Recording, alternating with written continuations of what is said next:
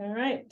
So this is a subcommittee meeting of the Maine Recovery Council to discuss the draft bylaws. And today is January 31st. In attendance is Gordon Smith, Courtney Gary Allen, Chastity Twell, and Pat Kimball. As you all know, I'm Brendan O'Neill with the AG's office, Haley Taranko with the AG's office. Are the bylaws visible to the children? To anybody watching? They're not yet, but I can. Switch it. Right, so the topic today is just to go through the draft bylaws and to receive the members' suggestions on changes or edits with the goal of making a recommendation to the full council at the next meeting, which is on February 14th.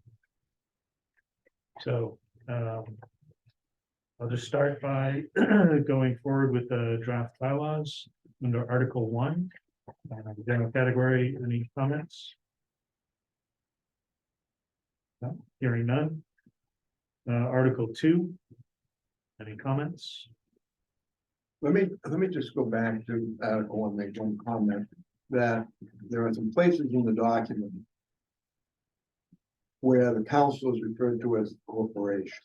Oh, yeah, I caught those in my last And review. I don't know whether the intent, whether there is times that we need to use that word or whether we could just agree that Yeah. every reference to this group will be council and not corporation, so that under 1.3, it would say the clerk of the council.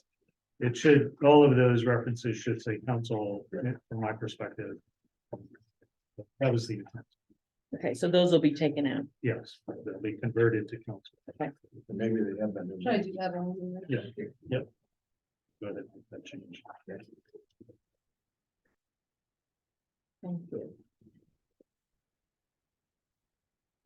You'll see other in this iteration and in the hard copies, there are other places where I found those references and made those changes. Okay, Article 2, any comments? I'll have one if nobody else wants to start.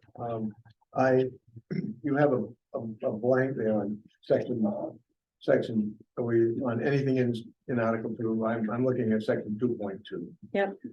The assessment of the needs. I mean, in thinking about filling the blank, I then got to thinking about, do we really need to impose that obligation on the council?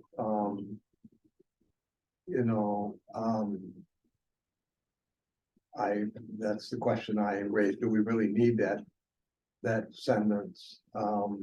Seems like the council, in my opinion, capable of consulting with anybody and getting a needs assessment done. We might have to presumably might contract with an outside organization to do that. But do we need to? It didn't seem necessary in the bylaws to me. And if we do leave it in, then we gotta fill in the blank. Well, You're not gonna sign a contract with a blank in it. Sort of the question I have about a needs assessment, and maybe it's just me, but in the MOU, it states that, we have to do a needs assessment, which is fine, but do we have to do our own needs assessment? And I just want a clarification, or that if we know that there's other entities within the state that are doing it, that we would use that methodology for our own assessment. I mean, I don't want to reinvent a wheel. Right.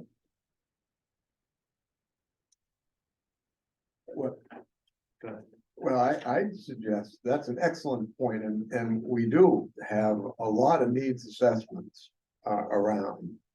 It seems like we're doing them all the time, and sometimes they unnecessarily delay things, it seems to me. But perhaps we could say that the MOU says we have to do one, but it doesn't specify every 2 years.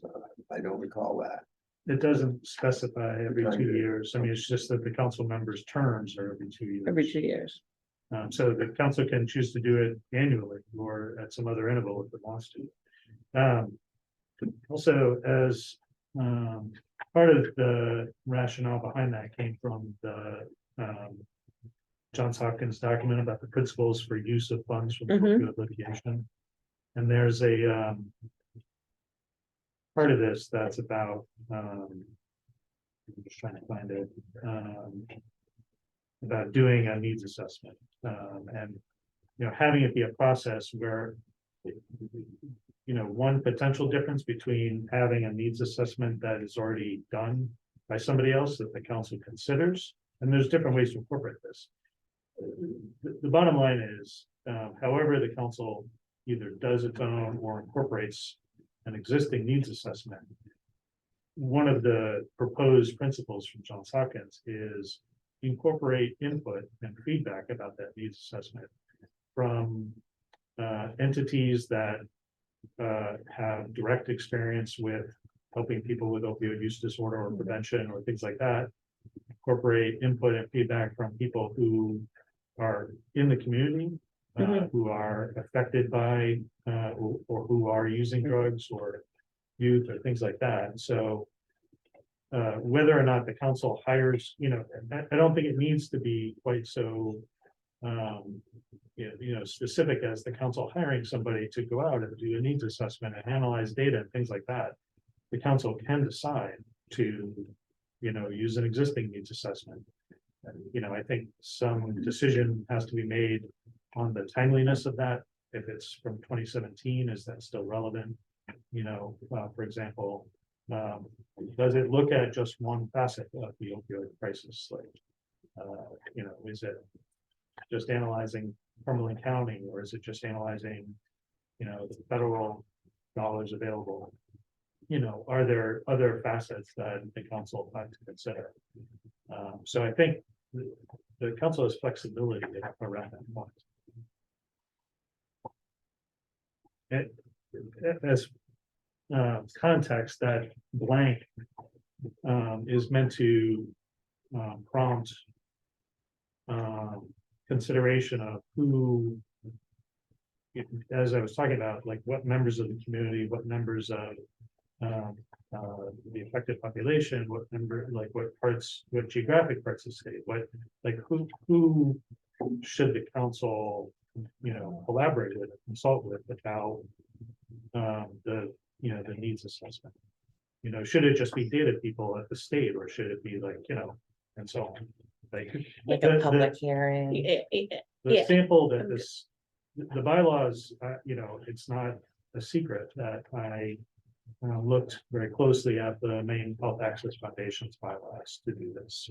And the version there refers to a like a public council committee that that MEHAP uses to inform its work. And so in the version on the MEHAP, it says that they shall consult with that public body or that public committee to inform its work. And so since there isn't a public committee on, you know, the council, you know, should the council consult with somebody in this way? That's what that's intended to. So could it say something, and I don't speak legalese, so, and I mean that respectfully. Can it say something, the fact that the council does do a needs assessment in conjunction with the data that is coming from the state, but also part of that assessment, get input from the recovery community? I wouldn't want it to say the recovery community. Well, however you would want to put But yeah. it. So. Could this say something, and I'm thinking on the fly here, so that I'm not attached to this, but could it say something like the council shall host a public hearing to hear from members that would be impacted by this needs assessment? So it's all open, you know, or whoever that, whoever it says in that document that the principals say we need to hear Like a from. public committee. The Yeah. public, Yeah. you know, like annually, once a year at least. I think I would say at least once a year, hosting a public hearing to hear from the impacted communities about the work that we will be doing for the year.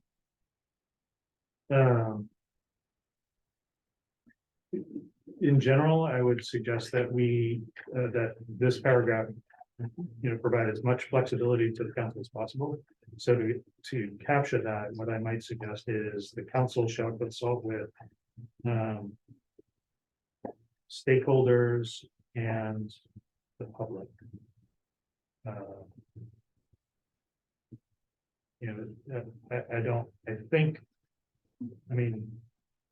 I think the council can sort of discuss what who the stakeholders are. Are the stakeholders local governments? Are they non-governmental organizations? Are they families of people who are using drugs or who have used drugs? So I don't think that needs to be, spelled out at this time. But I think it's a good idea to come up with some kind of language that captures that while leaving flexibility for the council to figure out who to reach out to in the future. What I don't want to put in is a long list of categories. yeah. Then that becomes exclusive. Correct. That- Yeah. It's And like, people, well, that yeah, person's I agree not- with that. But I don't know, I do feel like this document is going to outlast any one of us on the Correct. council. It's the guiding light for the next 18 years. So I want to make sure that the public has a way to access this body well past the time that I am on it or anyone individual is on it. So on that, just 2.4, so there's a transparency and public information data section that I think should Yeah. deal with that. And that the needs assessment Okay. shouldn't be too much hamstring, but I agree with you in terms of transparency. But it's coming right up in just 2 more subsections. It is. Okay, And I think that's where we get into websites and it should really be a fundamental principle of the organization. Mhm. And that the public have, that we be transparent in our work and that the public have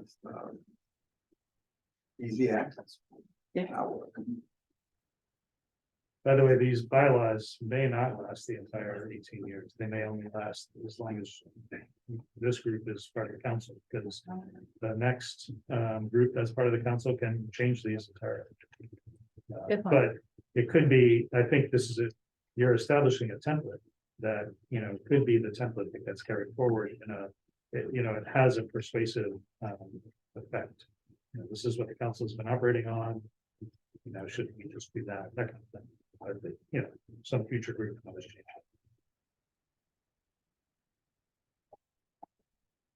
So let me break this down a little bit, and we don't need to necessarily get bogged down here, but again, ideally, we'd like to come out of this meeting with something to recommend to the larger council. Mhm. In section 2.2, the first issue is, do we want to have, a direction that the council, complete a statewide opioid abatement needs assessment at all? And then the question is, how frequently? And then the last question is, do we want, to write in any sort of consultation? So sticking with the first question, do we want the council to do a needs assessment? It is required in the MOU. Is it? Mhm. Yeah, It is. I believe so. I've read this so many times that I couldn't.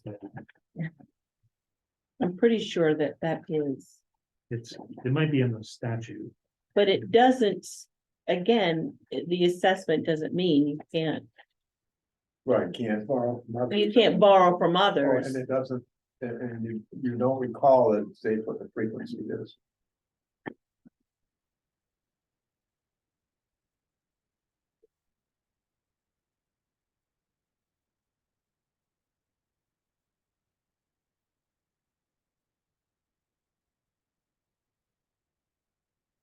I know I read it yesterday.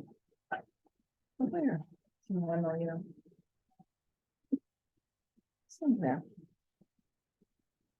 It does set up the question, though, that you'll undoubtedly come up in other places about what's appropriate for a governance document like bylaws. we don't need to repeat every obligation that we have. It's in the MOU, it's in the MOU. So I'm kind of, undecided. I don't feel strongly whether it should be in here or not. If it's in here, then my goal would be not to have us hamstrung by it, but to have it reasonable. I've got a little language here about incorporating where appropriate existing assessments that were performed within a reasonable time frame. I don't know about the 2 year thing. Let me just add additional context. Again, you know, these are modeled after the BHAP bylaws, which contains this language. Hmm. And it, you know, in my review of the BHAP bylaws, it seems to make sense to me. It's a grant making entity. That you get grants unless you know what the needs are. But I don't have their organizing documents beyond, you know, that. Like, I don't know if it's in the court order that established it. I do think the one thing that makes this body different than the NEHA grant making body is that the people who are serving on this body are people who have expertise in the field. Not that I think that changes anything about needing to do a needs assessment to an extent, but many people who are on this body do understand what is on the front lines right now. Right. Yeah, I think the other difference is that they operate with a narrower framework than we do. There are so many needs assessments that are done in state government. Or by, like, every hospital has to do a community needs assessment, for instance, in their hospital servicing. Almost every federal grant we have over at the Office of Behavioral Health Athletes requires, you know, both evaluation and frequently a needs assessment. So much of our prevention money requires a needs assessment. It's just exhausting and overlapping. And I think, you know, for instance, I think the way we probably do this is that we first gather up all the results of any needs assessment done in the behavioral health area, substance use area in the past X time frame, 2 years, 3 years, 5 years, whatever, see what's there. And then we could contract out what's the gap, what do we think is missing, is anything. And that we may find that that's what's missing. There's not enough community input. And so therefore, part of our assessment is we've got all this data from treatment programs, from prevention programs. What we don't have is community. And so this committee at that point would decide, we're going to do a deeper dive into that. You know, but again, your bylaws be flexible enough so you're able to make those decisions as to what we have for data. What is your don't have. suggested language, Gordon? Well, if we agreed that we need something in here, then I would probably leave in that first sentence much as it is, and then have have a comma after 2 years. And then I had suggested incorporating where appropriate existing assessments that were performed within a reasonable time frame. Just at least it provides a reminder that let's not reinvent the wheel here. Let's gather up the ones that are there. So we took care of that. And then, you know, we can consult with anybody that we want on the methodology findings. I don't mind saying that the council shall consult with stakeholders. To me, our stakeholders almost, everybody's got interest in treatment providers, people in recovery, people who are using drugs, all stakeholders, in my opinion. So I don't have any objection if it was stakeholders on them. You know, again, almost just as a reminder to the group that, yeah, this is how we want to look at the issue of where the needs are.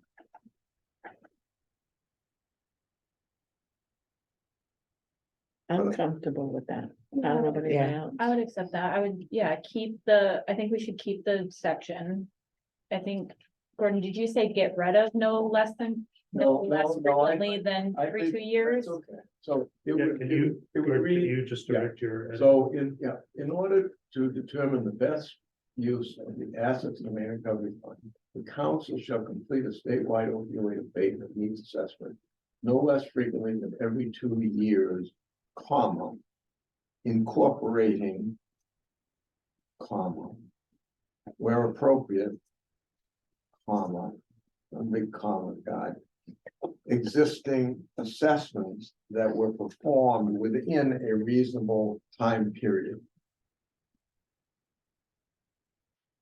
Can we say within the last 2 years?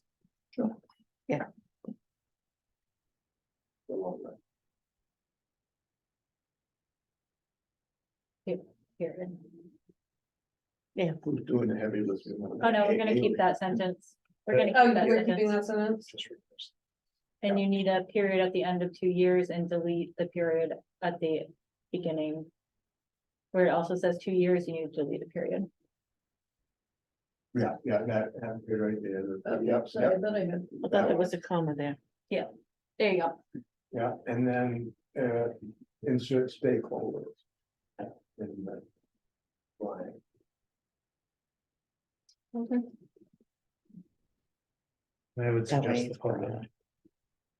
You think public Public versus state? stakeholders. I think both. Oh, All the okay, stakeholders and the public. public. Yeah, I like Okay. that. That deals with my, And, or. and, Because they're not always the same. Correct. yes, okay, that deals with my hesitancy there. Looks good to me. Looks good. Right. Great.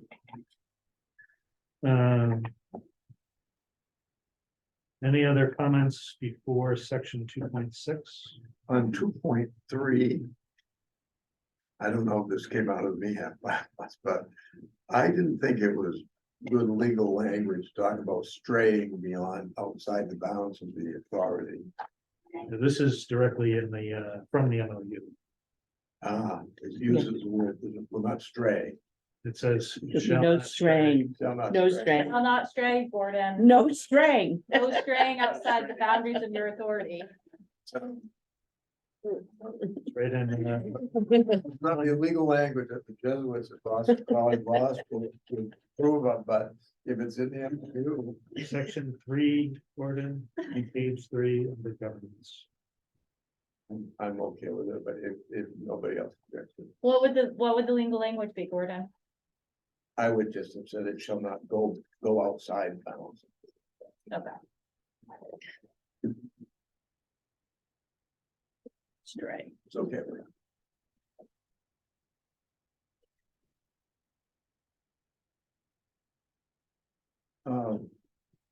I had a question. Brendan, mostly on 2.4 in the last sentence. It says the council will make every effort to use existing state resources for funding the public dashboard or repository. Where's that coming from? Does it come from the statute, It's from the bylaws.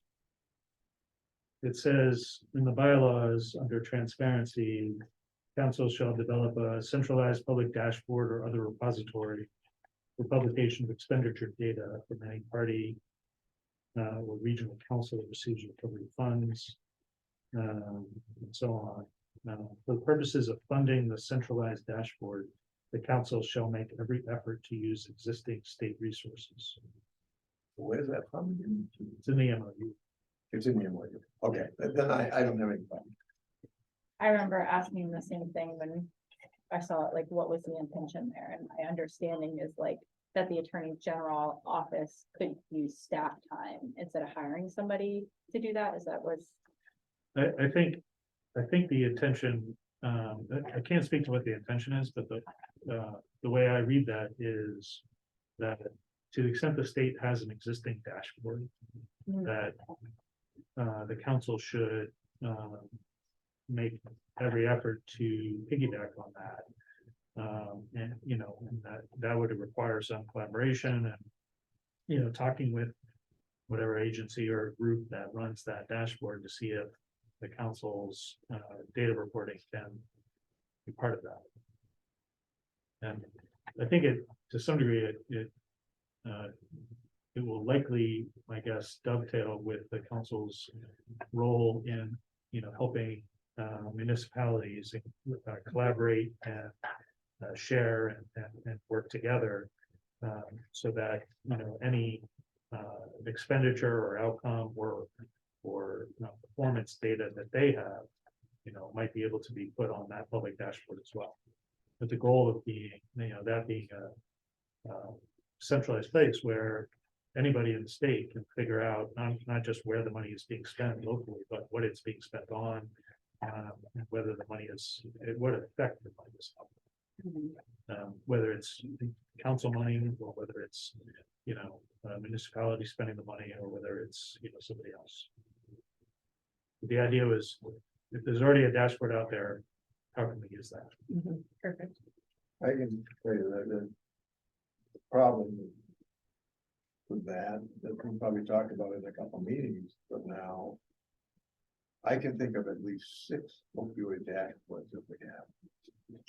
And it's not been easy. I might have naively in 2019 thought, well, bring them together in one place where you go for this. Well, because everybody's got their own thing, it wasn't easy because the CDC has on an opioid ban. And I said, and now we have the university having our main drug data on GDAC. And we got, your options. ME dashboard. So but I honestly think this kind of data, in that previous sentence that talks about, well, this is a dashboard, I bet we'll have our own, because you'd eventually have so many projects that you're funding, and the data, you'd want people to go up. That's where we have our own, well, these are the next applications that we're coming out with or whatever, and if you want each of your projects to upload their data, results, their outcome, their reports to our website. Yeah. It really doesn't fit neatly in one of the existing businesses, obviously. And we don't have to decide who's gonna pay for it at this point. But And it'd be so much easier for the public to find that way. Yeah. Correct. And then when somebody asks, what do you do with your money and what impact are you having on your community? It's not just put in one big bucket with everybody else. This is the funds we had, these are the programs we funded, and these are the results of what happened with the funded programs. Yeah, I mean, people are already asking, there's spreadsheets of where all this money is going and people trying to track it on their own time. And calling cities and counties and all the things to try to figure out, is the money available? When are you gonna spend it? Where are you spending it? All of that. And it's just a massive undertaking for the general public to do. And we won't even add the complication of that all the cities get money and the schools. Yeah, the spreadsheet is, there is lots of lines on the spreadsheet to try to figure out where all this money is going. Yeah. All right. Good. So Brendan, I think you were trying to take us down to 2.6. Unless anyone, that's the next, you can see the changes I made there technically. Yeah, the corporation Yep. made it council. That's all I have for section 2. Article 2. That's all I have.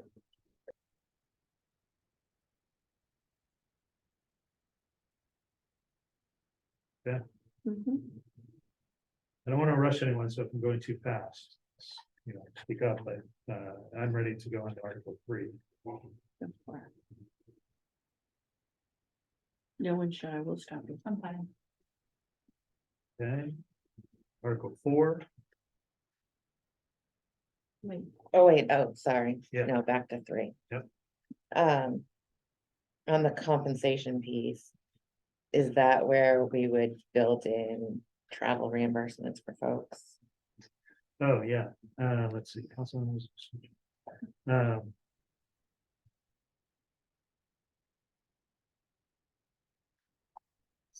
Yes. so. Yep. This is my question, so this is, where am I reading this from? So this is from the amendment to the Maine, and it says compensation. No member of the Recovery Council shall be compensated for their their work related to the abatement council. Yeah, when we were drafting LD 1722. We were concerned about that line in the MOU. And the reason why we were concerned is because if somebody is on this council at some point that is not paid by their employer. So maybe there's somebody, just the general public member who uses drugs that gets appointed to this council. We were concerned about the weight of the time and energy and the gas and just all the things that it takes to show up in these spaces. So the response that we got was that we could at least get travel reimbursement into this document. Yeah, The thing that I like about this language, though, and I wouldn't put travel in there because it's broader than that. I mean, travel is one thing, but it could be an expense associated with one of our public members attending. Because maybe that day they won't get paid by an employer. That's not a matter of being, if we make up for that, that's not a matter of compensating them for their working like they did. It's making them whole. For the reimbursement. fact that it's an expense, just like a travel expense. Mhm. Now, most of us around that table are actually paid to be there, but not everybody. Not everybody. Right. My And social security does not pay. Yes, I do. And I can think of a couple of, at least one. Or people that have to take time off to Correct. be there. That's what I mean. Right, Yeah. That's what I mean. So I think you can make a case. I mean, our hands were tied because the MOU is the MOU. Can't Mhm. change that language. But you can interpret the language, not unreasonably saying, yeah, we can't pay a stipend, we can't pay a per diem to attend the meeting. But we can have a policy that keeps a person whole so that they're not, spending money to attend, in my opinion. So you do reasonable travel, consistent with the state's travel policy, the travel policies of the Attorney General's office. And I don't rule out that if you get blocked by your employer for not working that day, that we might be. Correct. And Eric Yeah. brought that up. He apologized he could not be here, but that was one of the ones he brought up, was he thought the compensation, and particularly, like, he's paid to be there, and you're paid, people, but there are people at the table that aren't. And they are accumulating expenses that are unnecessary. Yep. Not unnecessary, but they are coming out of their personal pocket. So is this worded so that we can make those decisions and allowances? So the wording is on one hand, because as you were saying, the MOU says no compensation. Yeah.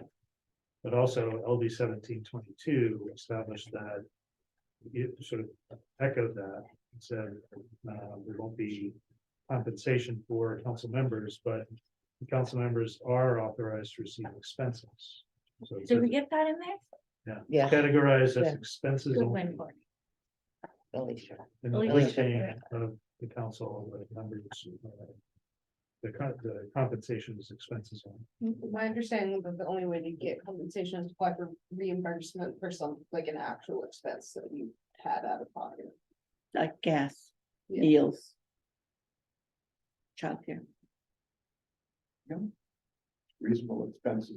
So if I'm on the council, I am not getting reimbursed to be there, and I have to have added childcare. Can that be, That seems like reasonable reimbursement. Yeah, I think down the road, we'll need to. we'll probably need procedures in regard to policy and procedures. in And regard to that would probably policies within the Attorney General's office. Yeah. Wouldn't necessarily be limited to them, but that would be a good place to start. So I'm sorry. I'm saying that. At some point, we probably have to have a policy regarding reimbursement of expenses. Yeah. Yeah. And it could be exactly the same policy that employees of the Attorney General's office have, or it could be different, but we would probably start by looking at that. But is this worded enough in our Yeah. bylaws that's open enough? So when we develop policies and procedures in regards to compensation, we're within our bylaws. I really like it because reasonable expenses of attendance, in my opinion, Mhm. would include for a person. Childcare expenses, if that's something they would pay as an expense. That they otherwise wouldn't be paying that day because they wouldn't be down in Augusta. If I have an employer that isn't paying me to come, but yet my child's in daycare, so I can come here. Should be able to reasonably expect that at least my childcare is paid for that day. Okay,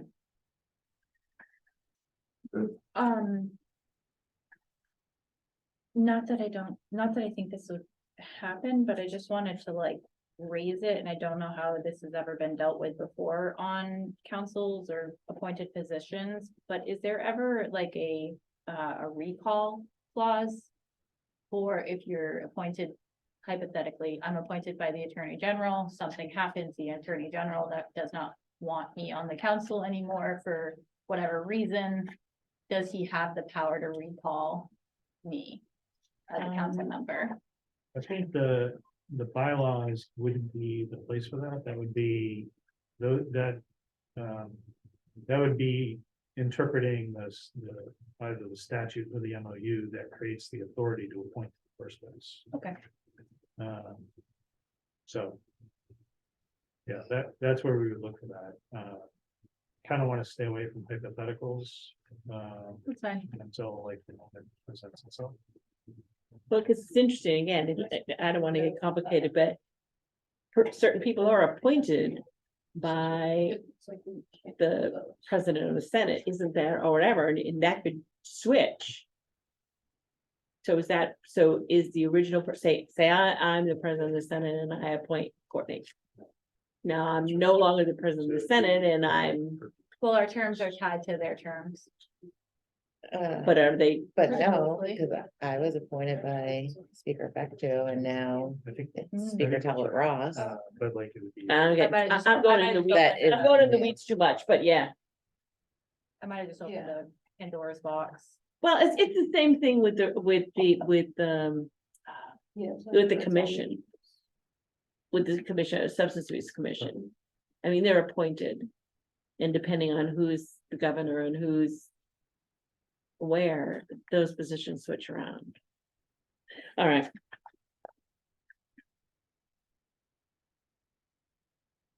Okay, Then, have we answered all, yes, we answered your question? thank you. It's probably a question that's gonna have to be answered down the road. We don't need to deal with it in the bylaw. No. Of the ability of a new attorney general or a new governor Mhm. to make new appointments that are not consistent with terms. Length of term Mhm. of a given member. We don't deal with that by, I don't think you should, like you say, that would be dealt with by the statute. Yeah. As the appointing authority. Right, and this, I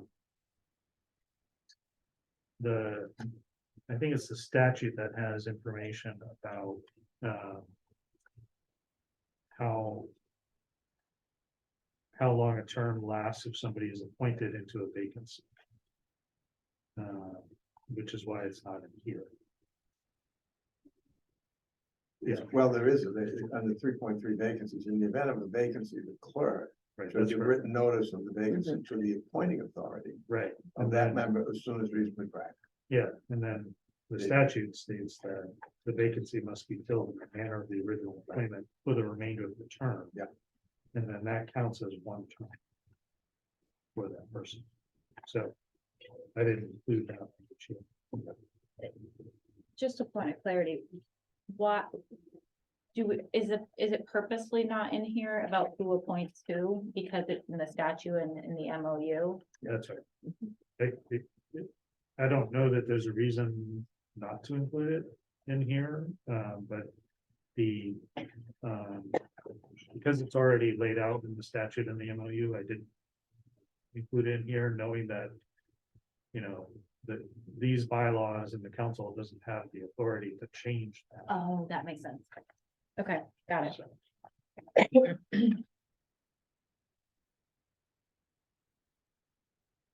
anything else in Article 3?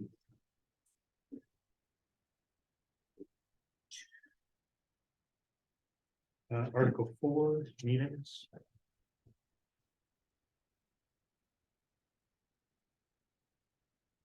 Is this where I would make my suggestion that I would like to have at least one annual public hearing? Yes, I think it would be. Let me point you to Special meetings? there's one, the annual meeting, section 4.1 establishes that at the first meeting of the year, that'll be the annual meeting where officers will be elected. And, you know, sort of the governance and the organization of the council gets established for the coming year. So that, you know, that at least is the annual meeting. That doesn't necessarily have to be when there's a public hearing. Yeah, it feels like those should be separate. Yeah, I don't care when the public hearing is per se, just that there is a public hearing at least once a year. One thought is, you know, does it make sense for the public hearing to be, you know, like this group is sort of organizing itself and trying to figure out what it needs to do and so forth. In terms of, you know, having a public hearing for this group, it strikes me as not helpful at this time because, you know, it would be too undirected. Rather having a public hearing, you know, later on in the summer or in the fall, you know, would give the then existing council time to kind of organize itself. But maybe you don't want to have maybe you want to have flexibility about, you know, in other words, the council can figure out itself when to call it. Yeah, I think for this document, I just want to, my request is that it just say that that the body shall hold at least one public hearing a year. Okay. And the working semantics of how that happens within each different council, I think is up to the council, because I agree with you, a public hearing today would be everywhere, and nobody would know what they were kind of driving towards. And the suggestion of summer and fall seems very reasonable to me for this body. And I want to leave that up to the next versions of this body as it moves forward. Let me point you to section 4.2. It says the council shall meet at least twice annually. And they'll show the open to the public. You know, you could say at least one of those meetings has to be a public hearing, or you could say, you know, that, you know, you could just say the council shall have at least one public hearing during the calendar year, or something to that effect. That would work for me. How about my suggestion is after the period of the first sentence of section 4.2 is that we add a sentence that say the council shall host I don't know, a public hearing at least once annually. What's the legal way to say that, Gordon?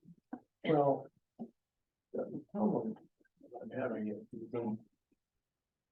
I agree. I mean, we know that all the meetings are open, but I do think that specifically stating that at least one meeting that the council would solicit input from the public, and notify the public of that. And it's not the problem with it. Public hearing has certain connotation legally, and it's really not a public hearing. So usually a public hearing, you've got something that the public is reacting to, you know, a plan. And so it does relate to section 2.1, transparency and public information and data. But Well, in section 2.2 as well, where we wrote in. yeah, the assessment of needs. Yeah. Yeah, so But I don't have any problem though putting in something under 4.2 on regular meetings that at least one of the meetings the council shall solicit can it be shall Allow notify and then for- solicit public input. or would it be a forum? Would it be a public forum? That would be to me better than calling it a public hearing. So at least one meeting a year, because right now they have the ability to sit in and listen, but they don't have any ability to speak. We could fix that. And so, yeah, By the way, but. we will get there. That's what I want to fix. We will get However there. that happens in that document, is semantics. Yeah. Yeah, we will get there, but yeah, so I'm thinking at, the transparency thing, so annually, we report to the legislature. Annually report to the citizens. So I think that, I with Courtney and with Gordon, I think that needs to be in there, that at least once a year. That we have a place where there can be a public forum or we can elicit public input. And again, that directly refers back to also the assessment and data giving, and those can be one and the same, or they can be two different things depending on the year and where we are. Yeah. So the council shall meet at least twice annually on public place. We talk about that. Go ahead. I don't know why, but I'm thinking that the council should meet at least quarterly.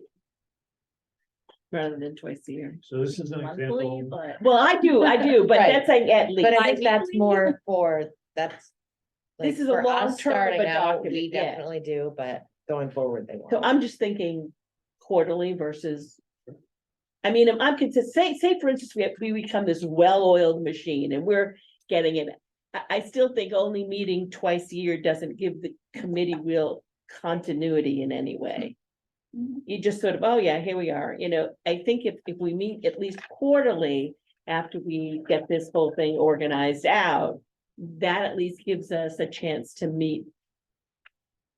Again, more than twice a year to talk about how are we doing, where we're going, what changes do we need? yeah, Just I maybe agree. just I me. think that came from the MOU, if I remember correctly. And when I read the MOU, I was like, oh, wow, that's not a lot of meetings. But I saw it as like baseline. Yeah, This is Yeah. the you have to bottom. meet at least. Right, this yeah. is the bottom, not the top, not the ceiling. And I wouldn't object if you left it there twice, I'm just saying that. Quarterly, I would agree with quarterly, and I would be fine with quarterly. Remember that there is an amendment procedure Yeah. that could always change. and- It's likely to be committees too, Correct. which will be a lot of work, that's, each of those is public meetings, so. That's gonna work in a lot of hours. actually, I think we should leave it at 2. I don't To know. tie, I don't know that we should tie the hands of our future selves. But are we still gonna try to draft it? That says that, now I might put it at the end or in the second sentence that at least one meeting per year. A portion of the meeting should be dedicated to a public forum. Oh, yeah, that's a good idea. All, at the very end, all regular meetings of the council shall be open to the public and At least at least one one. meeting per year. Shall include the. Shall include a public forum. Inviting stakeholders and the public to. Address. I like that Yes. language. Shall include a public forum through which the council can receive input. Mhm, yeah.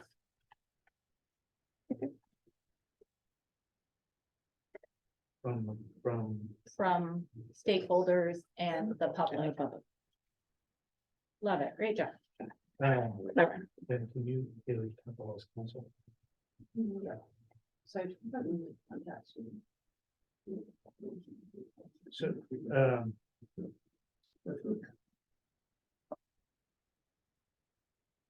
So, you're satisfied with this? Yeah. Just bear in mind too, that the other place, you read these John's Hopkins documents and things that.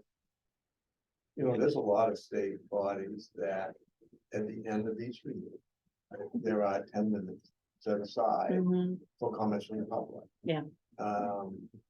It's quite an effective way, a lot of licensing. And it's quite an effective way of people have sat through the whole meeting and would like to offer something. Mhm. Usually nobody does. So it's not costing a lot of time and so that's just not an issue for bylaws, but it's something when we talk about. The Penobscot Board of Commissioners has public comment before every meeting. And and it's timed. It's so many minutes, again, they have procedures and sometimes they don't enforce it because there isn't a lot, but if there's a lot of people, they'll enforce like the 3-minute rule and it only can last so long, but so they can get to the business part of their meeting, but the commissioners have public comment at every meeting before. When I got onto the city council, they've always had an open body, so there's a public portion, but it was at the bottom of our informational agenda meeting, so people would have to sit through a 4 to 5 hour. Yeah. Informational meeting to just have a couple minutes before the council, so we ended up. We collectively ended up flipping it so that people could talk at the top, but I also understand what Gordon's saying, like, if you sat through the meeting, you might want to reflect on what you've heard in the meeting Correct. instead of. Yes, And it might give the council insight into that they didn't think of. Yeah. While they were there, and they said, when you mentioned this, I thought, again, we would get good feedback. that would, I would love that if we added that to our agenda, but for this document, at least it sets a floor. Okay. Do we want, but am I hearing that we don't want to build in that into the bylaws to have that be an organizing? principle? Okay. So it'll just be sort of custom. Yeah, I we think- could do more than Practice. that, or you could do less than that. But I don't want to hamstring the council into saying that absolutely in every single meeting we have to do. Yeah. this. That's not to me bylaws, but it's the I think governance. that's fine. I Yeah. think that's fine. Yeah. This is the floor. I did not have any other items on. meetings. Just give me 1 second. I think under 4.6.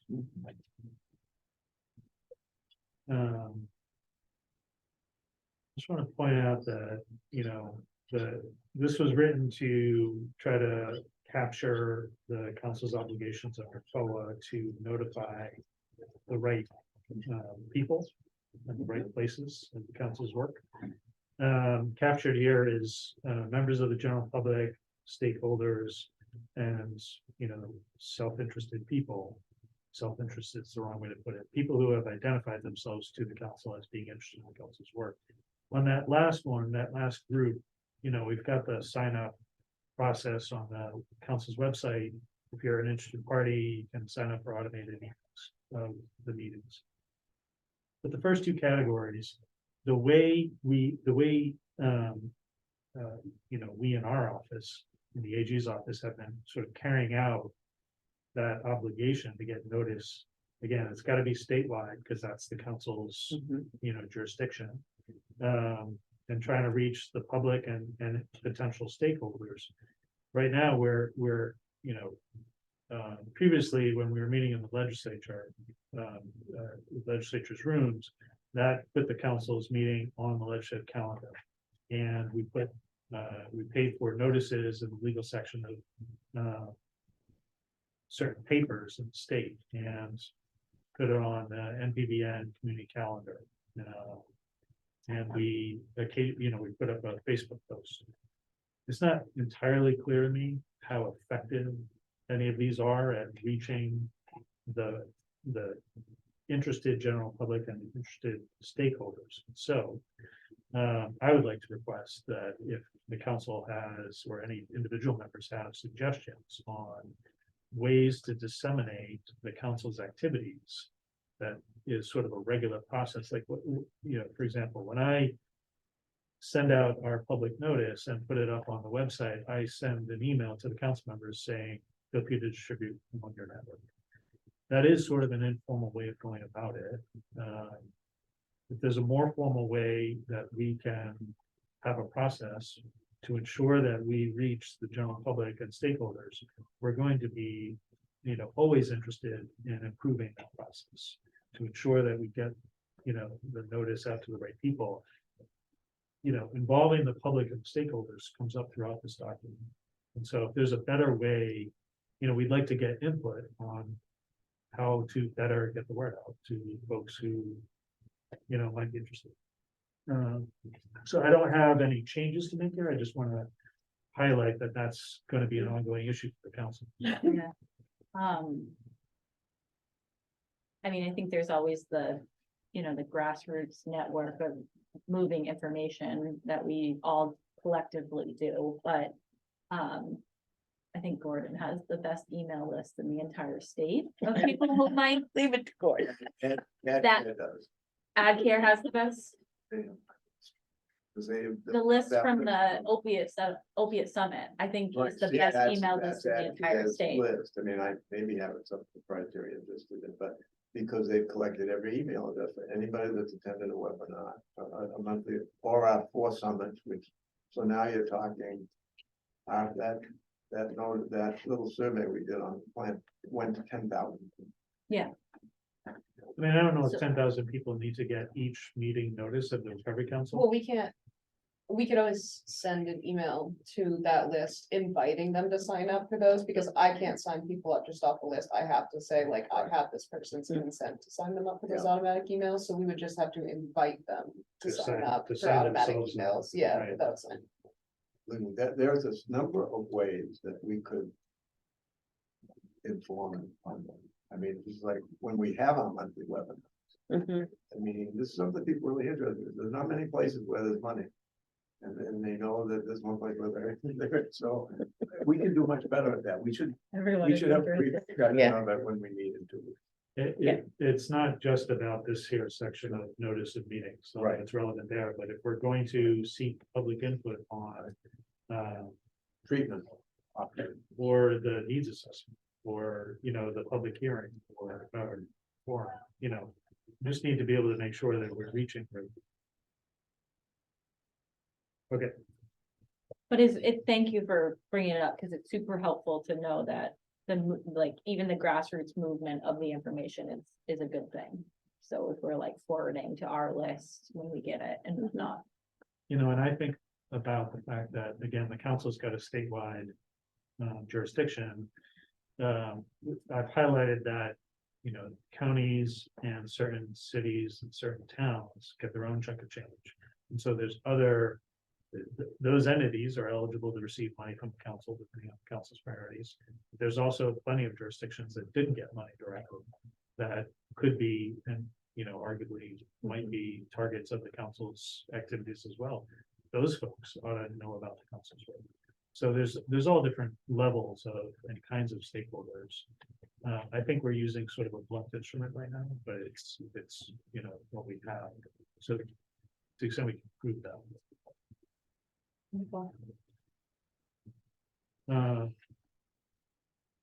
Okay, I don't have anything further in section 4.10. I have a technical edit. And then I don't have anything until section 5.3.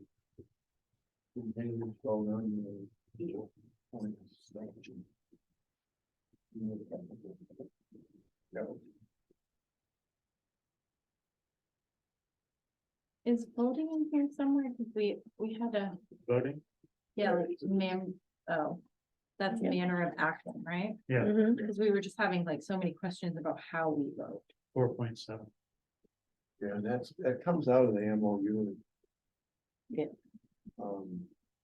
That gives the council some flexibility to figure out how it will operate by consensus. It's, sort of what I talked about at the last council meeting. Yeah, this is fine. It's a very interesting provision, but we won't digress into it today. It is what it is. I'm sorry, can you go to 4.10? Just one other technical edit, I'll highlight, see at the top there. This, yeah. right there. Oh, right, and what is it? Is it changing from Article 5 to 4? Yeah. Okay. Got it. Okay, and then 5.3, I added some additional language. I'm happy to explain it unless it's obvious.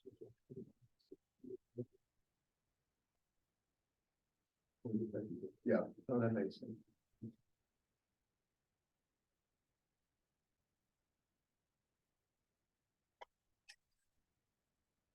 Oh, so there's no yearly, like, there's no term. Sorry. Is it- Can you just explain this provision? Yeah, I added that language because the way I read before was that the officer, will hold office until. Their successor has been elected, in which you can have a scenario where somebody resigns or is removed as an officer. But they still have to be that officer until the council elects yeah. the next one. And, you may want to no longer be that officer. So, So there's no like. Their officer for 2 years. the council gets to decide how long that's gonna be, under 5.2. Officers shall hold their offices for such terms and exercise such powers and duties as the council shall determine.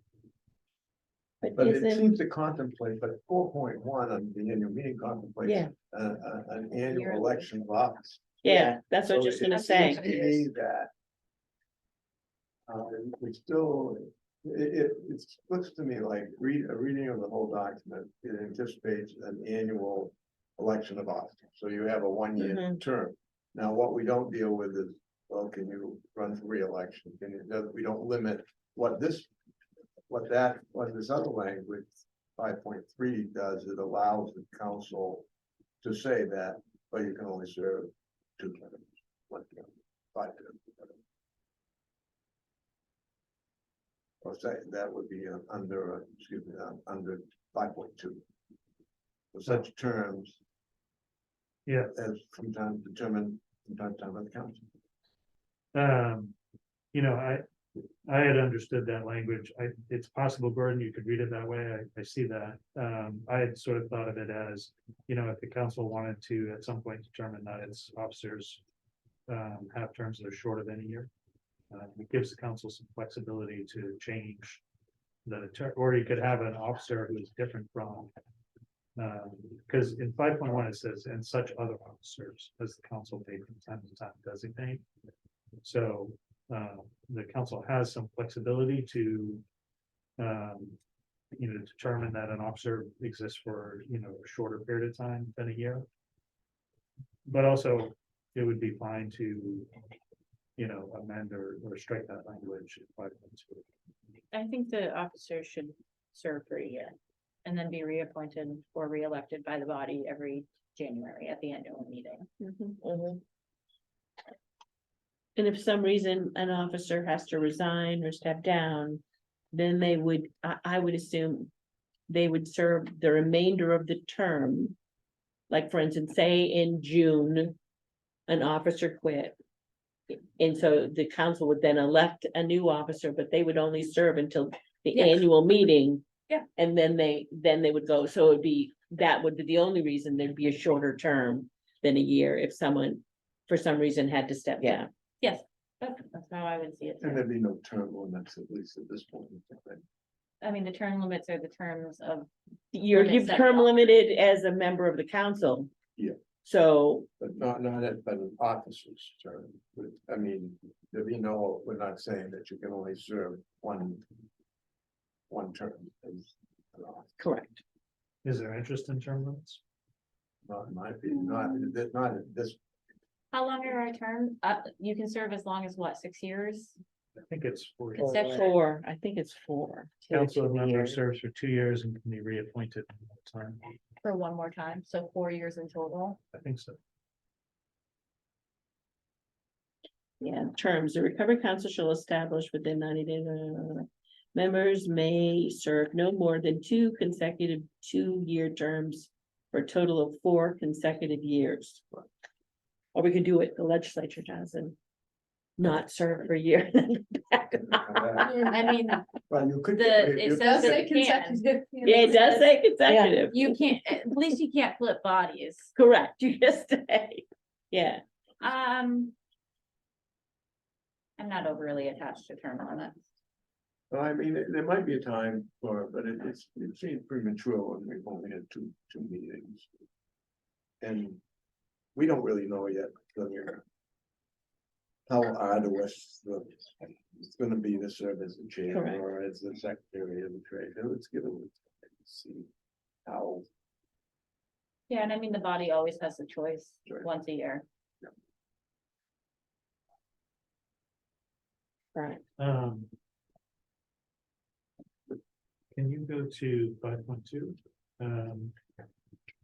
So did So I want to propose an amendment in the second sentence. What's that?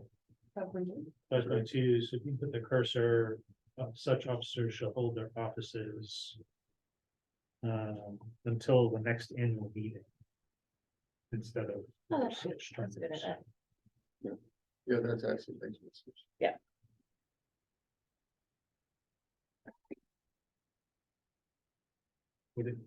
Any comments or thoughts? Should we put anything in the term? I like that. Should we put anything to clarify in the terms, or does that?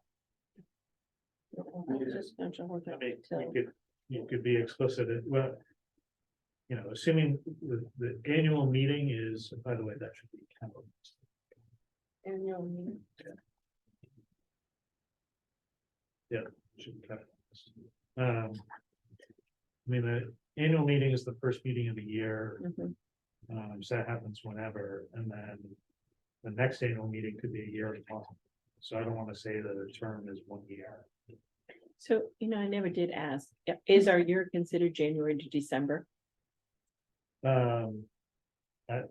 It is for the purposes of the council's workings. Okay, thank you. Financially, I have, Yeah, well, that's a whole, yeah. Secretary of State's website has we report our expenses every year in December. right, that's true. Yeah, my brain works January to December, so. Complicating matters, your appointments. Mine years worked July 1. When do our appointments begin? But it was November 20th, is that or 22nd, Oh, and is that council-wide? yes. Which is different from other organizations that that may complicate things at some point. Okay. Okay. So 5.2, we're not going to do term limits at this time. Mhm. 5.3, terms of officers. Got that language, no comments on that. Mhm. My next comment is at 5.6. See the edits, technical edits there on the document. 5.7, more technical edits.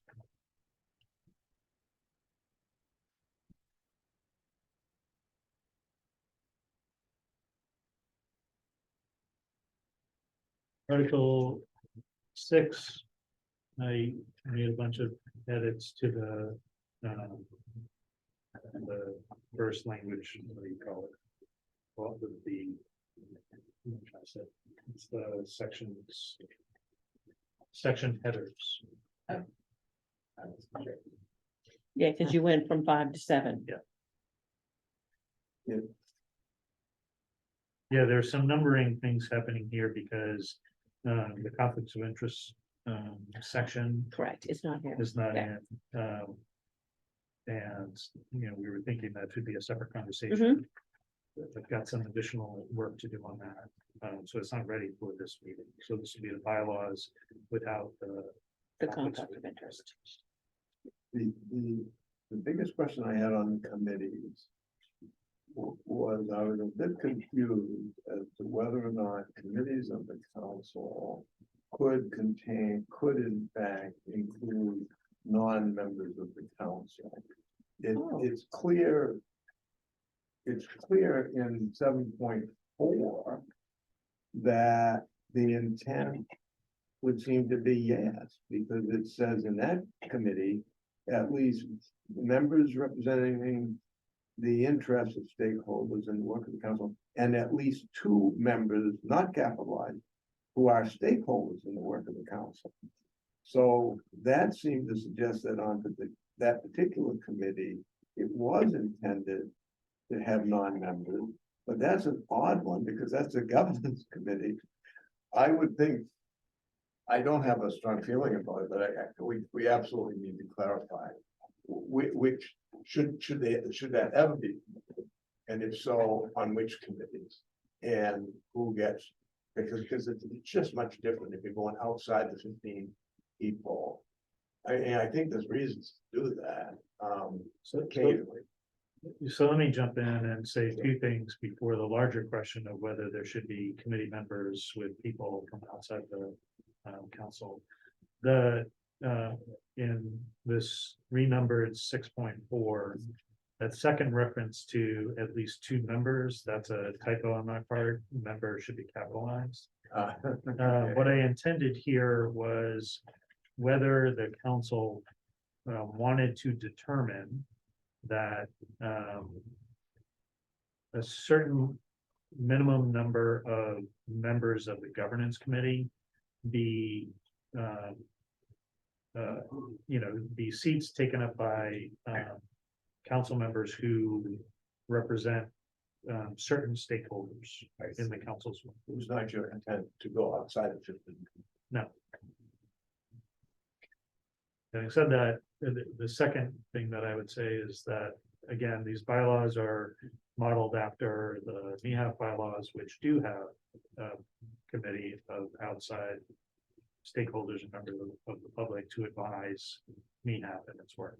Which I could see in some committees, but I'm not sure governance would have been a committee I would have chosen as an outside people in it. Yeah, that was not my intent to Yeah. include. I mean, I could outside. see finance or something, but I wouldn't if. Although MIHAF does do that, but they have an established committee who, contributes to Yeah. this.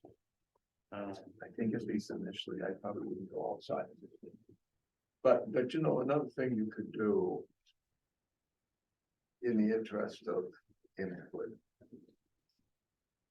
is we could have an advisory committee that is in fact that are made up of people that are not on the committee. I mean, it's just another more formal way of doing a public forum input session. I mean, it might be premature to think about that, but it is, again, the interest here is that you don't want this to look like an inside job. Correct. I mean, the public really has limited input over how our federal funds are used over HHS, frankly. But this is something different. Mhm. And so you want to give them maximum input. And why you could say that, yeah, we've got a good stakeholders group within the 15 people.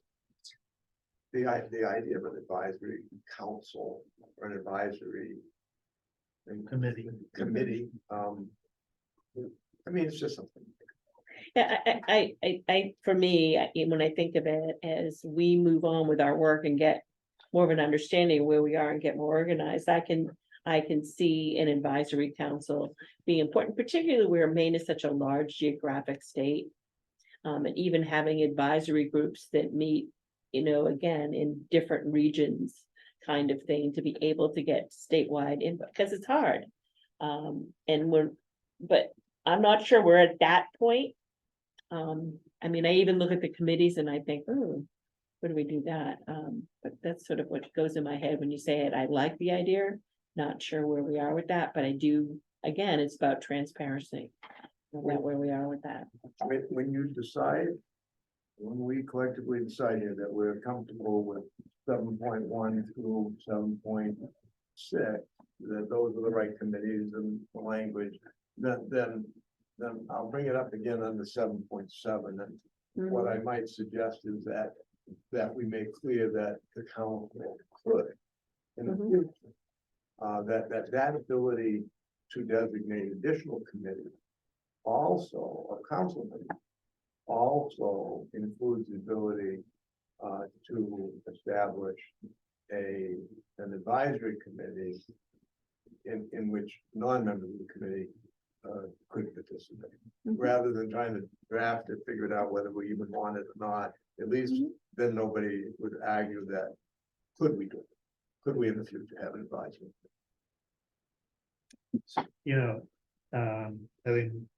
written this, I think, a public advisory committee would fit within section 6.7. That's part of what that's there for. I don't think that needs to be limited to committees of the members. If this group wants to limit it to committees of the members, you could do that. If you don't want to, you can do that. And then, what in terms of the suggestion, the council could establish this committee that you're talking about as just a regular committee, and then in the future determine whether or not it's something, if it's so powerful to the council's work, it may wish to consider incorporating that committee into the bylaws. Mhm.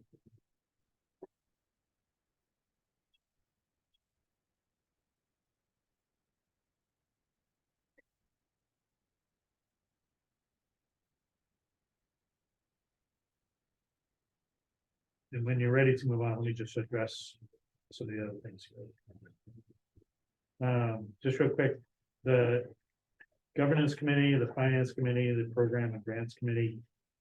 These are suggestions that sort of placeholders. Whether the council feels like it needs, I think it probably should have a governance committee. And, I think this group, it would be helpful if this group could fill in whether or not there ought to be reserved seats in the governance committee for certain representation. Whether there's a finance committee and whether there's a program and grants committee, those are suggestions. I've talked at past council meetings of the council support functions being, a needs assessment, planning and expenditures, outcomes, data, facilitating collaboration among different entities, distributing the money statewide, distributing the schools statewide. The council's core functions could be a basis for committees. Each of them could be, and so on. So what committees the council has is sort of up for the council to decide. The finance committee could, it's common for these kind of organizations to have a finance committee. The treasurer has the work to do to keep track of the finances of the council. It would be reasonable to have a finance committee. I think it probably makes sense to have a program and grants committee, but again, the council members with expertise in that activity probably have a better sense of that than I do.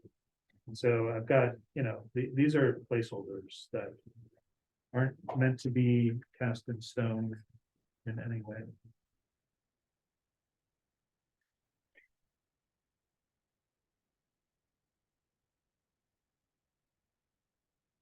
I have a question on the finance committee.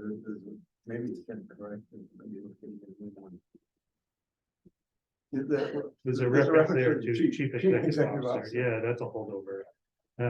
I mean, it's possible that at some point the council has a staff person that works with the finance committee on that. But at this point, that's a holdover reference. So we just. Delete it. The council doesn't have a CEO. Right. So we just said the finance committee shall review the any budget. If I said anything, it'd be prepared by the I'd staff. probably just stop it at. By the staff. Okay, after the budget, okay. I want to make sure I understand under the language of the government. You make reference to, I'm sorry, where are you? on the 6.4, the governance committee. There's 3 council members, including at least 1 member representing interest stakeholders in the work of the council, and 2 members who are stakeholders in the work of the council. I'm confused. So it's the idea is placeholders for different kinds of stakeholders. So. Oh, I see. That's not just suggestion for language, but a placeholder for what we would list there. Right. I see. I get it, because it might be saying, interests of people with lived experience, people representing treatment providers. So it meant what they represent within the council. So Right. you're on the council Like because the you're seats that you appointed. represent. Okay, And the numbers associated with that, at least one member, at least two, those are, fairly arbitrary. So you can change those as well. May want to look at another word rather than stakeholder. Okay, Because when I hear stakeholder, I think more like Gordon is saying, I think people outside of the council versus people sitting on the council. And my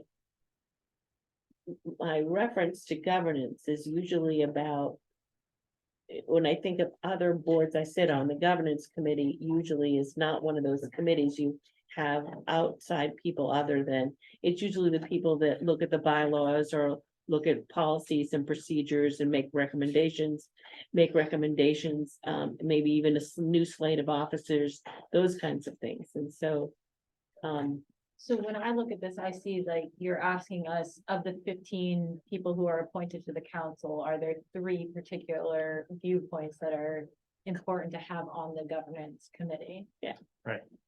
Well, and again, the number is arbitrary, like if the governance committee is 5 people. Or let's say it's 7 people, is it critical, is it important to the council that certain perspectives have a minimum representation on the governance? yeah, and if we use the words that they use, it's, when you look at the subdivision of members, it's called state members.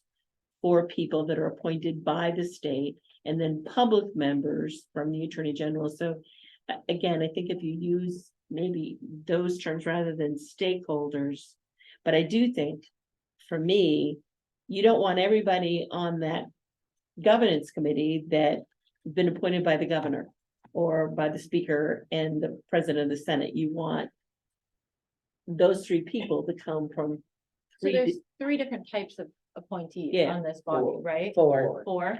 There's a Attorney General's appointment, the legislature's appointment, towns and cities appointment, and. the So it governor's makes sense to appointment. have a member from each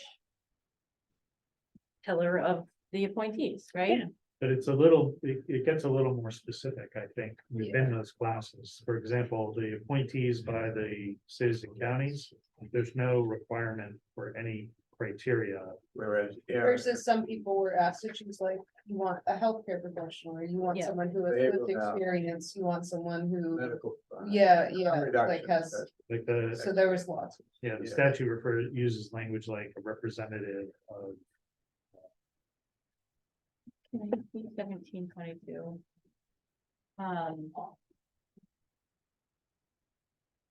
a member representing reentry services, a member representing nonprofit community-based providers, a member representing harm reduction. So,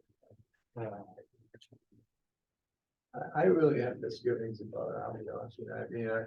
I think you're trying to be too. Narrow in our thinking. For instance, what my hope is that. After a few meetings, that amongst ourselves, I would never be thinking, oh. Eric's making that point because he was an appointee of the. municipalities. Yeah. Municipalities. So, because that's why we're gonna be working towards consensus. We really, we're bringing this group together.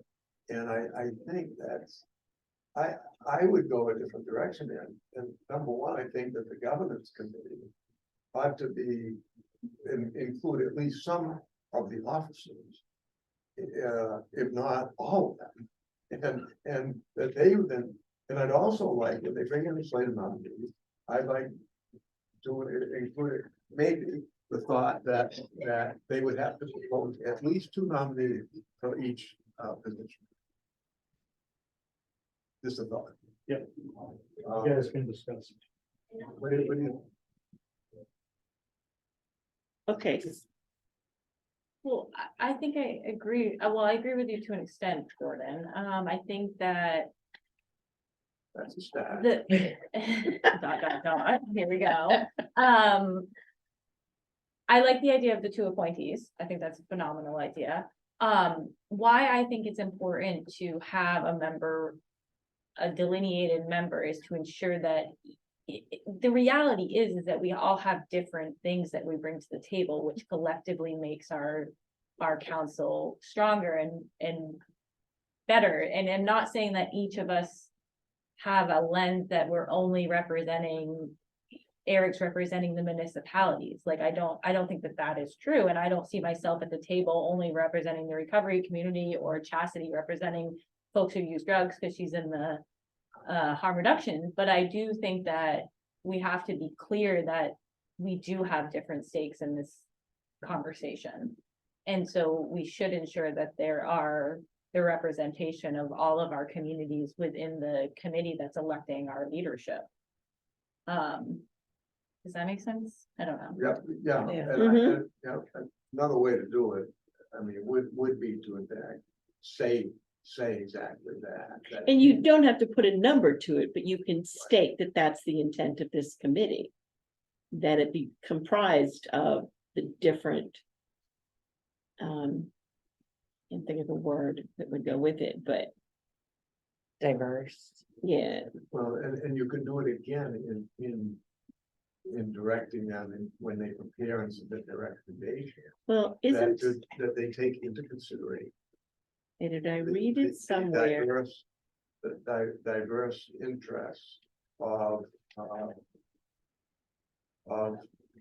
council members, you know, I get a little nervous when we do that, because that's what we did when we said that this council was gonna represent the diversity of the state.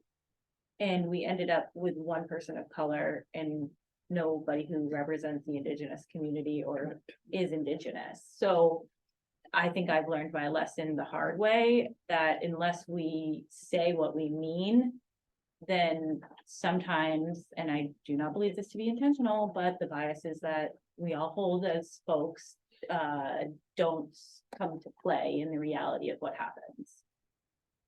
on the other hand, I think without a requirement, we ended up with at least four people with lived experience.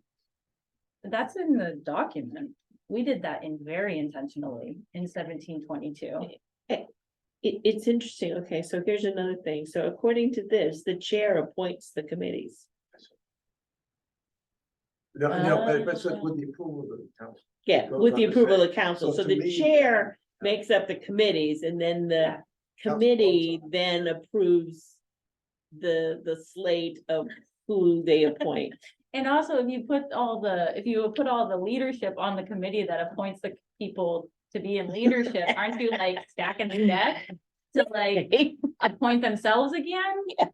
You getting back to term limits? I don't know.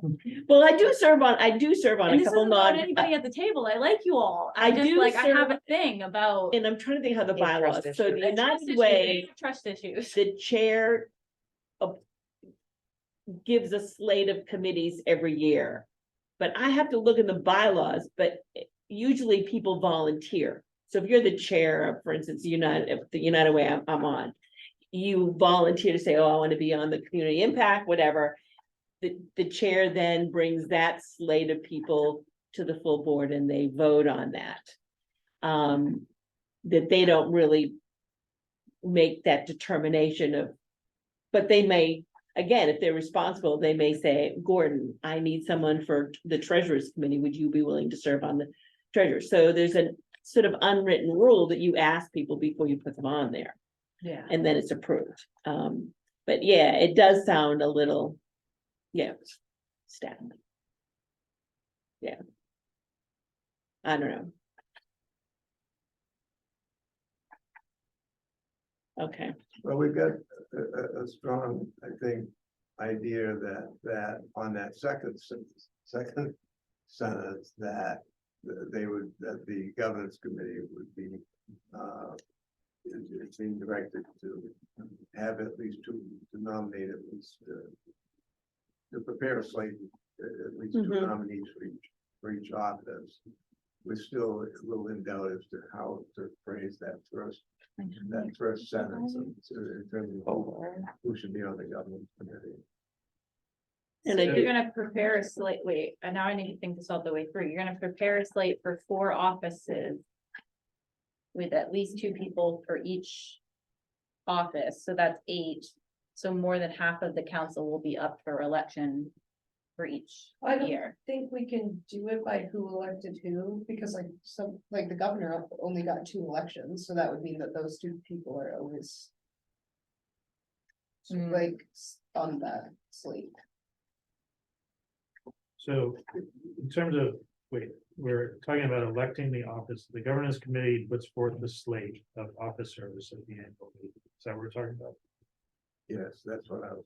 Yes. And you were proposed, I was where just did saying that after saying that a slate of nominees for officers of the council, I'd say that the committee shall include at least 2 nominees for each. so it's always a competitive thing? Yeah, so that it's not one cabal of people that, you know, that people would at least have a choice, I mean. Okay. And you may not get 2 people to volunteer, but you won't have more than 2. Is that what you're saying? Right. So what you won't have is 6 people saying, I want to be the treasurer.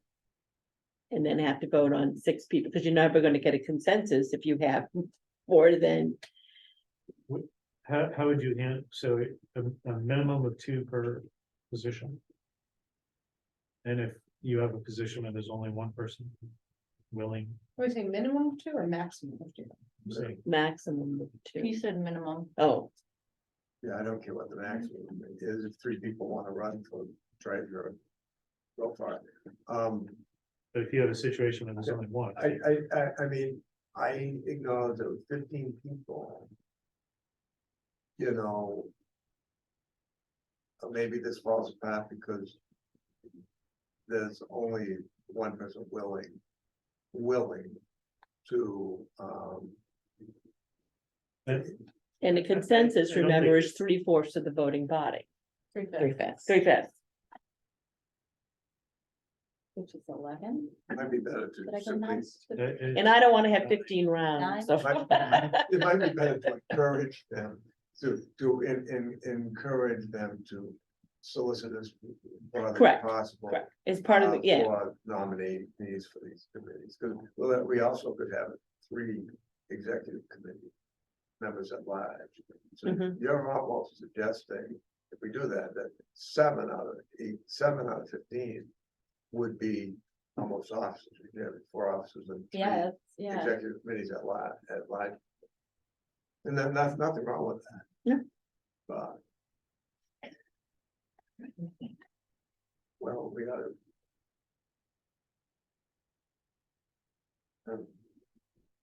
But it does seem like at least the governance committee should consist of 1 or more. How can we imagine we got 4 people that are over here doing the officer stuff and on the executive committee? But there's an argument for having those people be different, Yeah. because, you know. Yeah, no, that provides some oversight Right. over the officers. Yeah, no, you're right.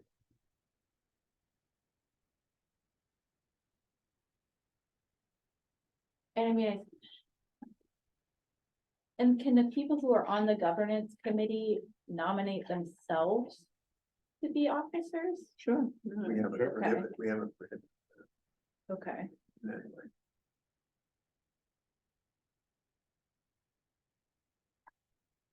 I mean, somebody gets, you know, put on a slate to be nominee. I think the scenario that's a little more worrisome to this group is if people are excluded, how people could be excluded from being on the slate of nominees. Yeah. I mean, ideally, again, this is all through consensus, the group works collaboratively, there aren't these kinds of issues, but. Well, there is another way to deal with it, and that's to allow nominations from the floor. As well as the slate.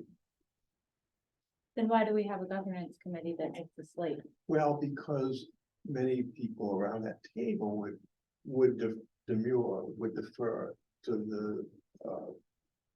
the recommendation of the people that did the work and the committee. But at the same time, if somebody really believes that they were discriminated against, or that they were not chosen for an illegitimate reason, Mhm. then they can propose to be nominated on their own. That's not that unusual, actually, to allow nominations from the floor, so to speak. I mean, and it would only take a sentence that says, nothing in this section shall preclude an individual from being nominated for an office. Despite not being on the slate.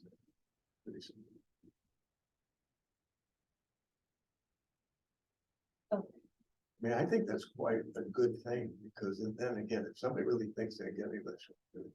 Well, most committees that I'm on, when the officers are selected, they'll have a recommended slate.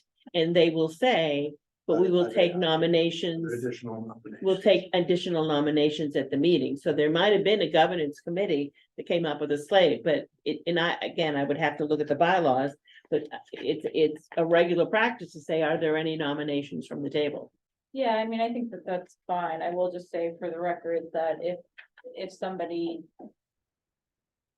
doing that in that type of meeting after a governance committee has made a different recommendation in a committee that lifts the idea of consensus, it's going to be a very hard thing for somebody to do. Yeah.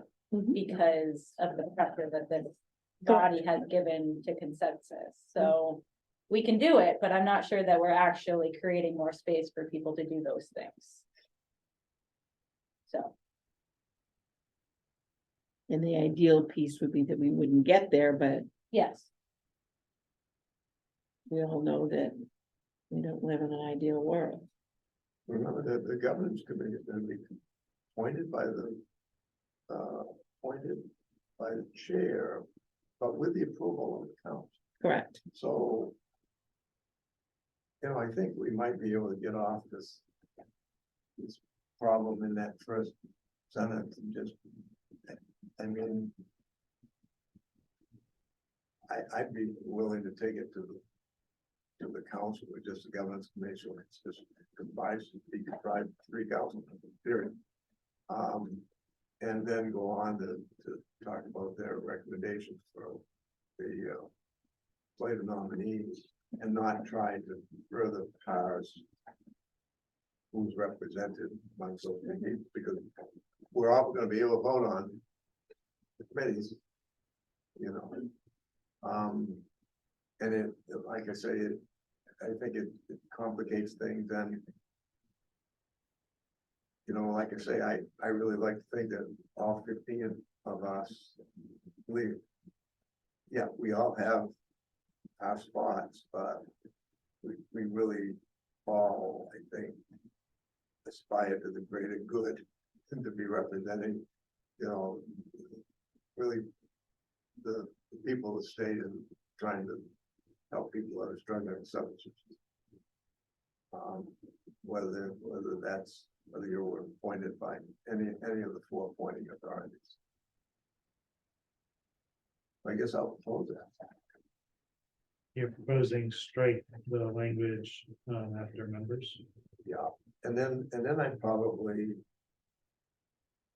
I mean, I don't know how you feel about.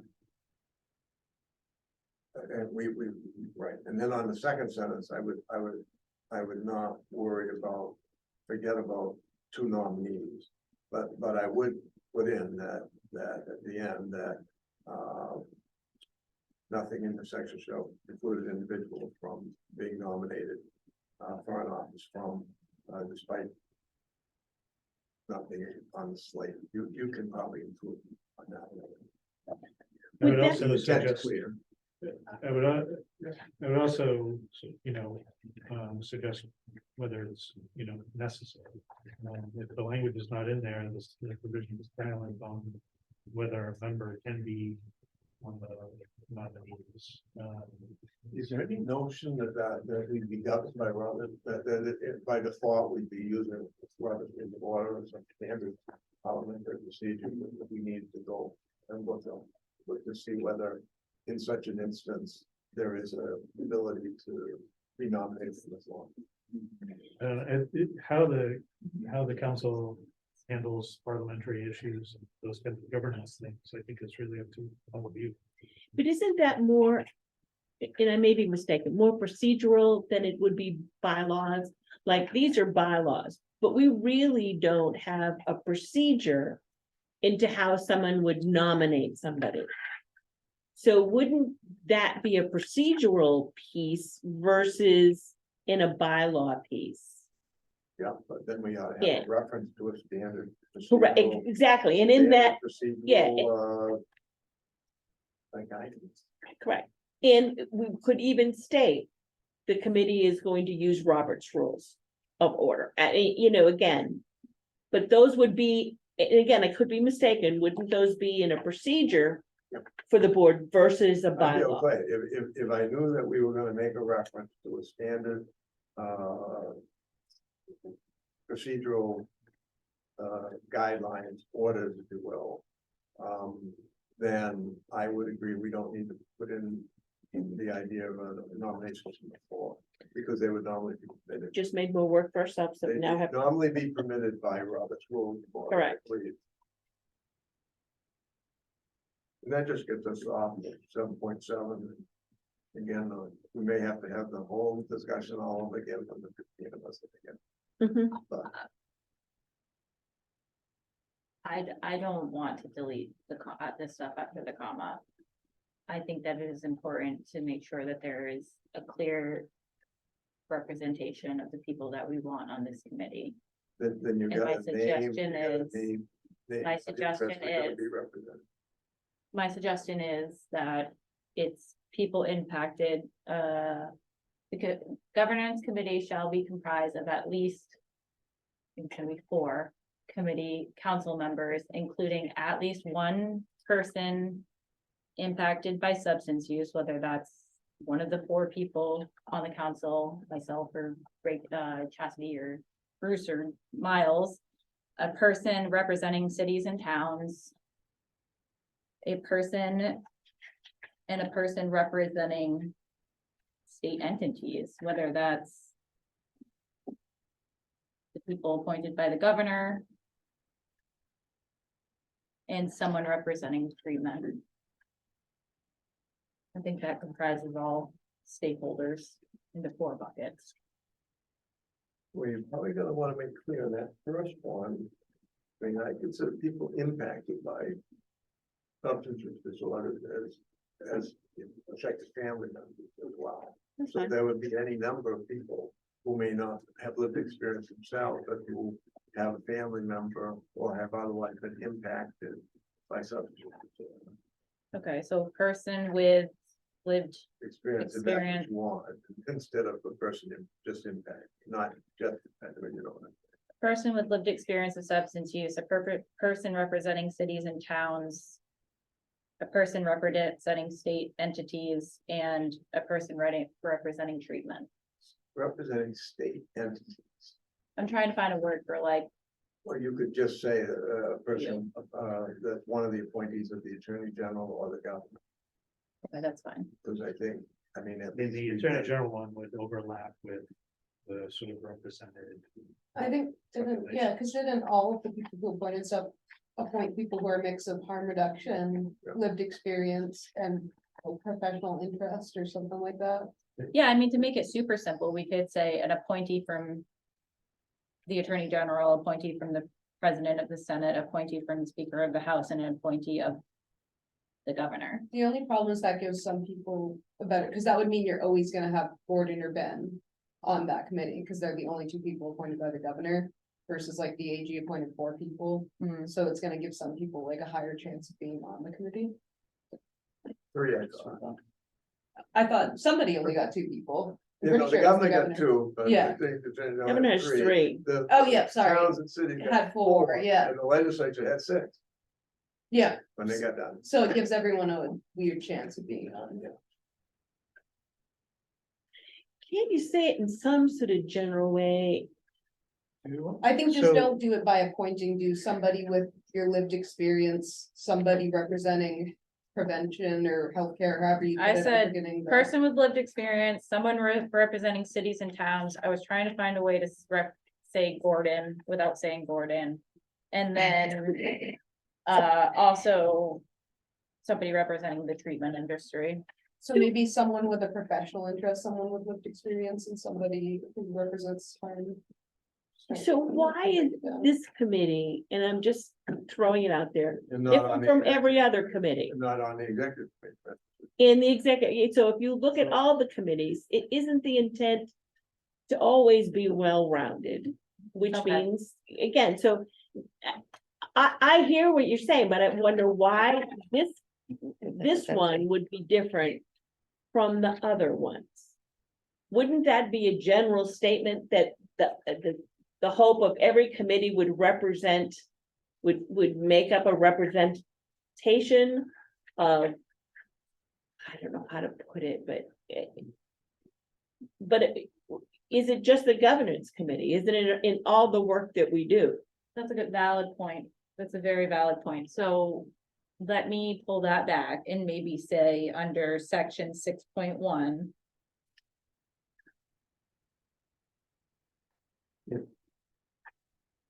Something Just like a statement of that. in Yeah, in 6.1, you'd say something like in. In appointing and approving committee membership. Every effort will be made, reasonable efforts will be made to. Provide representation on each committee from a and we can even name the groups. variety of the council membership. Is particularly members with the experience. Something like that. So in 6.2 is where the chair appoints members, Okay. subject to the council. That's As the council specifies by resolution alternative method. And so The chair has, the chair shall, take into consideration. The, you know, the, in state. in appointing members of the committees, in appointing committee members, Is this what the? Yeah. in appointing committee members, the chair shall take into consideration the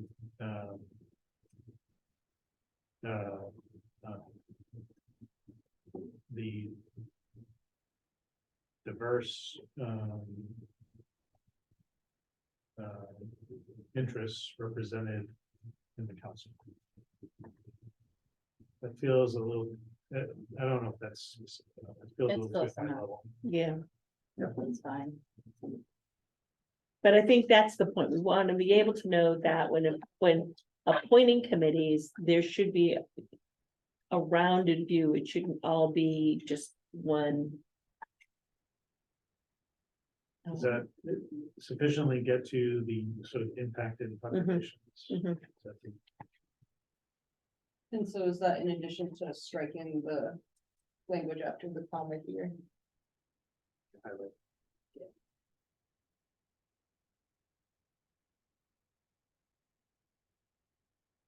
Well, I think so, because I mean, we're directing that issue to all the things. Correct. We're saying all the committees should.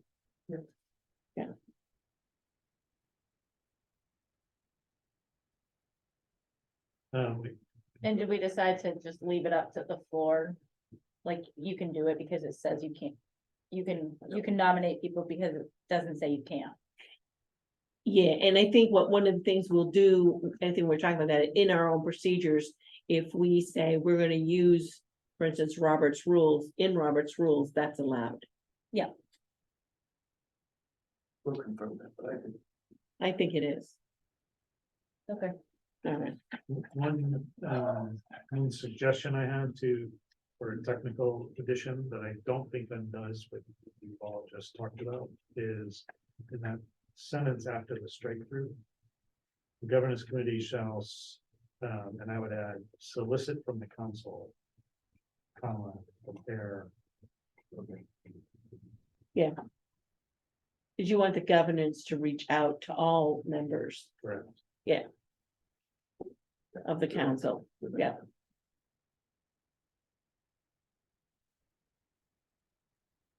It's just like with bylaws, all the members got a copy of the draft bylaws, whether they served on this committee or not, they had a chance to give input before this meeting. The same thing with governance and nominations. I don't have to serve on that committee, but I can recommend to the committee a nomination. We don't otherwise define the work of the governance committee beyond the slate of nominees. The council can do that, Mhm. but doesn't, it could leave it, open-ended. Well, corporate governance could involve things like recommendations on the conflict of interest law. Mhm. That's- And the council can always, amend these bylaws in the future, right? And, that same comment again is, exists for the finance committee and the program grants committee. Those are placeholder provisions, if you guys want them. You can keep them or have that discussion with the rest of the group.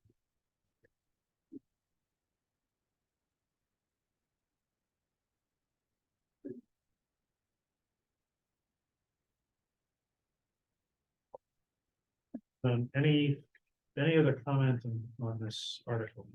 I don't think it'll say anything more about the advisory, public advisory. The committee, because under that section 6.1.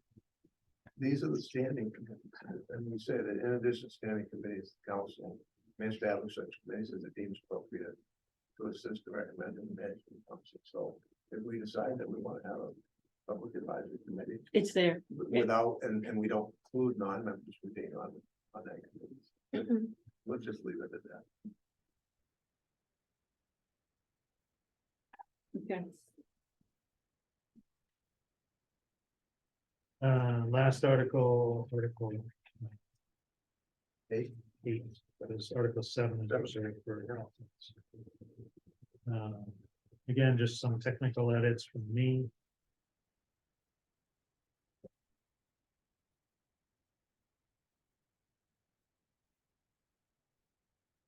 One, can you scroll down to the next? So one thing that I'll say at the larger council meeting as well is, I get a little tied up. You may recall that at the outset of the council, Brenda Kilty and I had suggested that for, FOA purposes, it would be a good idea for council members, doing work about the council to include the info.recovery council email on the CC line so that the council's communications can be captured in one place, which will make it easier to handle requests in the FOA. I got a little tied up with that when Chelsea had the great suggestion that why don't we just, automate the forwarding of the email inbox to all the council members instead of me printing out or like random communications. So then the next time I communicated with council, I put all your email addresses in as well as the info box, sent it, and then thought I had sent it to you twice. Because if you're all getting forwarded the info box, that I just inundate you with emails. To clarify, what I learned today was that you get forwarded when the info box is in the to line, but if we put it in the CC line, it doesn't forward automatically to you. So it's still advisable for council members to copy the info box on the council's communications when you're talking about the council's work. And that doesn't trigger like a big forwarding chain to each of you, like where you're getting multiple emails. And again, I'll say this in a larger council. So the rule, you know, the suggestion for transparency and for purposes include the info box in the CC of any council emails. And is that just like, not just, but is that kind of formal if we are talking about all things council? Yes.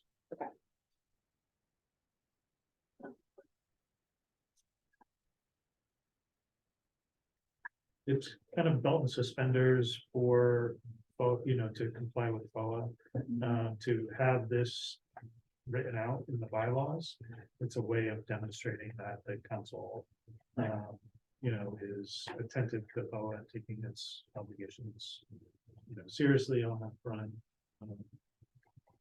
At some point, the council can decide whether or not to remove that language or amend it or something.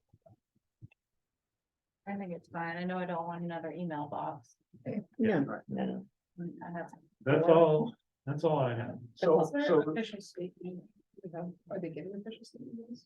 No, no, no, please. no, But it leaves open, like in case some future council is, you know, or somebody says council member should have a email. so. You've got a section on amendments, but there's another section on adoption. You've got that last thing, right, certifying that they were approved and adopted. Does it require, does the adoption of these original bylaws require a two-thirds vote, a three-fifths vote, or the majority? It's a good question, Gordon, and I got into a bit of a recursive debate with myself about that because. I love when that Who won? happens. Self. So I left it out. I left the adoption out because having an adoption clause in here when the bylaws are not, cannot be effective until they're, you know, like they can't, the bylaws can't control the council. That's a circular thing. Exactly. Yeah, well, hopefully it'll be unanimously adopted. I mean, I'm confident that the MOU has a decision-making protocol for the council, three-fifths vote or consensus. The council can choose by vote to adopt the bylaws. And then, Yeah, arguably it would take the three-quarters vote, three-fifths vote because of the language in there, right, as the decision of the council. yeah. And then once the bylaws are adopted, they'll be in effect, and the council can move forward with, you know, officers, committees, those kinds of things. Right. so. I'm assuming that what we did today will go to all the members. And then they will have the opportunity to talk about it, discuss it, and if possible, vote it in. So what I would suggest is that the next council meeting, it gets introduced as, you know, this is the report out from the subcommittee. It's up to you whether or not you want to go into the kind of detail we went into on these things, or even just go through particular items or just seek input. But at the end, I would, you know, I think you would probably just ask if, you know, for any changes that, you know, people want to suggest, and that somebody should adopt the bylaws as captured in, you know, with the markups. Excellent.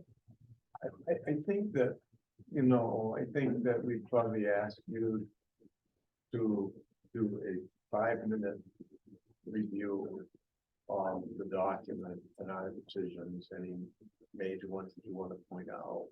We'll expect that the council members will have read it Mhm. before, and there could be a handful of questions, but I just think people want to get on with things. Yeah. Yeah, Sorry, that was not about Yeah, no, anything that is happening here. no, I mean, that would be my suggestion is that, yeah, while it could take up the whole meeting, I wouldn't think it would take up 10 minutes. I think, Yeah, Agreed. right, I think they're looking for this group to say to them. Yeah. And I think we should encourage them when you send them this draft, encourage them if they have a question that they submitted to you, try to get it to you maybe even some of those questions before the meeting. So if it took research, you would have that opportunity to do that. That's not Between- saying that they will do that, Between but now and then. My guess is they'll bring their questions to the meeting. Oh, yeah, But, no, I'm just yeah. chuckling at the idea that I'll have time to do research. Yeah, but their question may not have to have depth research, it just may be Yeah. a question they have that, So circulate Yeah. and invite, any questions to be submitted to me. yeah, if you need any information before the meeting, please let us know. Other than that, we can, What is the meeting like 2 weeks? from now? So like Valentine's Day. 2 weeks from today. From today. the day of the governor's state of the budget. Oh, is that bad timing then? At night. Oh, gee, Everyone it's else a represents 75. Valentine's Day and Gordon goes to I know. budget. He goes to the governor, I get involved. Yeah, so the joint session legislature sit on the balcony. It's a lot of fun. On the balcony. I had so much fun. Are we still on? Okay. I think, We are still. Yeah. Are we I done? move we adjourn. I am, we adjourn. I think we are done, the bylaws committee. Thank you all for that.